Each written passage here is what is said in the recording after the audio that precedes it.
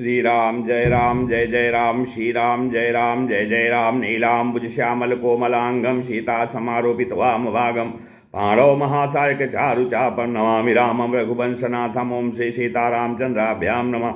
ओम उमा महेश्वराभ्याम नमः। ओम श्री एकादशी दक्षिणेश्वर धाम सरकार सिंहते नमः।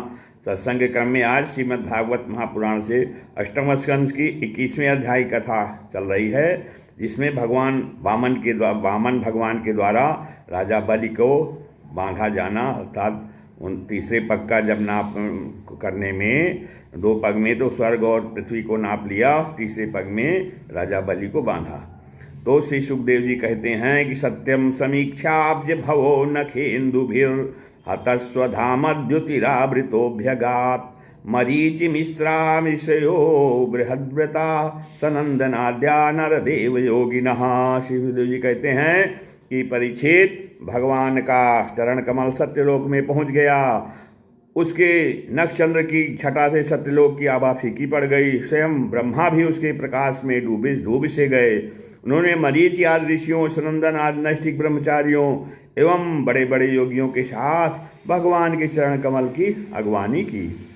वेद उपनिषद, वेद उपवेद, नियम यम तर्क इतिहास वेदांग और पुराण संहिताएं जो ब्रह्मलोक में मूर्तिमान होकर निवास करते हैं तथा जिन लोगों ने योग रूप वायु से ज्ञानाग्नि को प्रज्वलित करके कर्ममल को भस्म कर डाला है, वे महात्मा सबने भगवान के चरण की वंदना की। इसी चरण कमल के स्मरण की महिमा से ये सब कर्म के द्वारा प्राप्त न होने योग्य ब्रह्मा जी के धाम पहुँचे हैं। भगवान ब्रह्मा की कीर्ति बड़ी पवित्र है। वे विष्णु भगवान के नाभि कमल से उत्पन्न हुए हैं। अगवानी करने के बाद उन्होंने स्वयं विश्वरूप भगवान के ऊपर उठे हुए चरण का अर्धपाद से पूजन किया, प्रक्षालन किया। पूजा करके बड़े प्रेम और भक्ति से उन्होंने भगवान की स्तुति की। धातु कमंडलु जलम तदुरुक्रमश्ये पादावने जन पवित्रतया नरेन्द्र स्वरधुन्य भूतन्नभसी सा पतति निर्माष्टिलोकत्रयं भगवतो विशदेव कीर्ति। परीक्षित, ब्रह्मा के कमंडलु का वही जल विश्वरूप भगवान के पांव पखारने में से पवित्र होने के कारण उन गंगा जी के रूप में परिणत हो गया, जो आकाश मार्ग से पृथ्वी पर गिरकर तीनों लोगों को पवित्र करती है। वे गंगा जी क्या हैं? भगवान की मूर्तिमान उज्ज्वल कीर्ति हैं।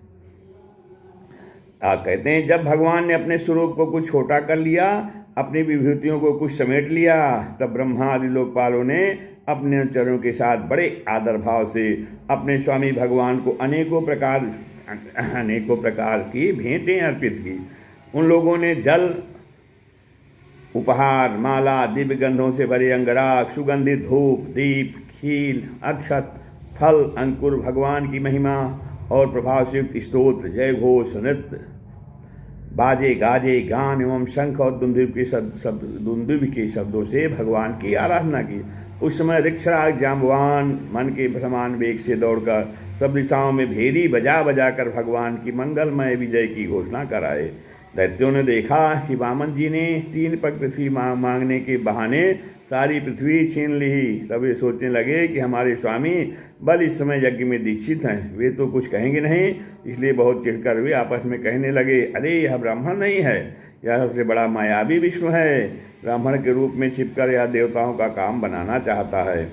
जब हमारे स्वामी यज्ञ में दीक्षित होकर किसी को किसी प्रकार का दंड देने के लिए उपरत हो गए हैं, तो तब शत्रु ने ब्रह्मचारी का वेश बनाकर पहले तो याचना की और पीछे हमारा सर्वस्व हरण कर लिया। यूँ तो हमारे स्वामी सदा ही सत्यनिष्ठ हैं, परंतु यज्ञ में दीक्षित होने पर वे इस बात का विशेष ध्यान रखते हैं। वे ब्राह्मणों के बड़े भक्त हैं तथा उनके हृदय में दया भी बहुत, इसलिए वे कभी झूठ नहीं बोल सकते।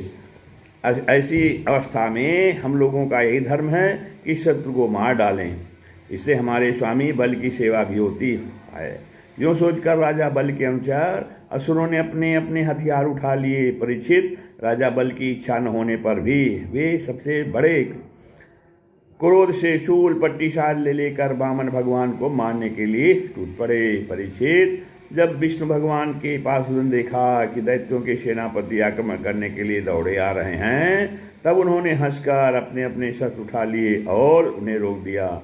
नंद, सुनंद, जय विजय, प्रबल, बल, कुमुद, कुमुदाक्ष, विश्वक्सेन, करुण, जयंत, श्रुतदेव, पुष्पदंत और शाश्वत, ये सभी भगवान के पास 10-10 हजार हाथियों का बल रखते हैं। वे असुरों की सेना का संहार करने लगे।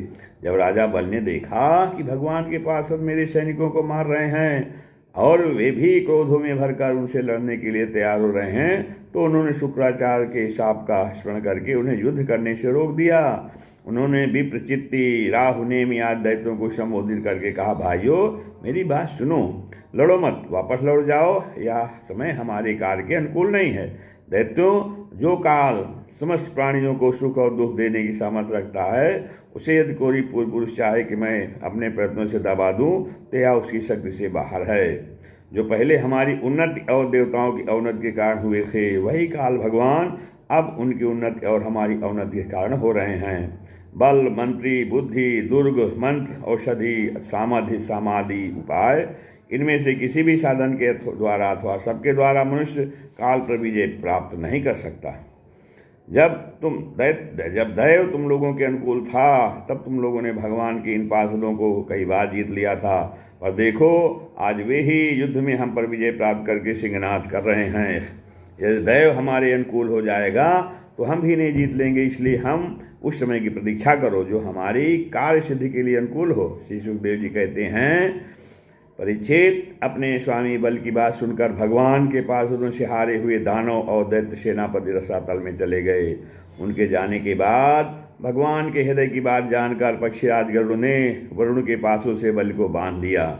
उस दिन उनके अश्वमेध यज्ञ में सोमपान होने वाला था। जब सर्वशक्तिमान भगवान विष्णु ने बल को इस प्रकार बंधवा दिया, तब पृथ्वी, आकाश और समस्त दिशाओं में लोग हाय हाय करने लगे।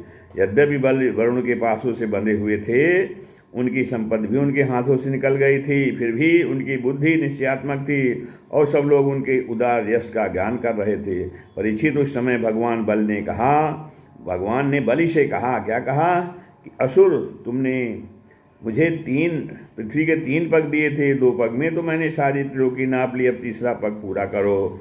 जहाँ तक सूर्य की गर्मी पहुँचती है, जहाँ तक नक्षत्रों और चंद्रमा किरणें हैं और जहाँ तक बादल जाकर बसते हैं, वहाँ तक की सारी पृथ्वी तुम्हारे अधिकार में थी। तुम्हारे देखते ही देखते मैंने अपने एक पैर से भूलोक, शरीर से आकाश और दिशाएं एवं दूसरे पैर से स्वर्लोक नाप लिया है।